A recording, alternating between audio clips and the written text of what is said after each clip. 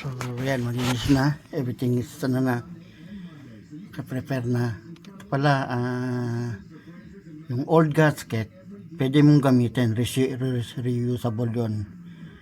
But sa akin, I decide na palitan ko na ng bagong gasket kasi isa only $20, so why not. So kasi sa tagal din maring ang gasket ay may mga crack na ganun. So to me, I decide na palitan ko na ng bago. Okay, pero depende sa inyo kung gusto nyo pong yung palitan is fine, but sa akin $20 is, you know, is nothing. So I would say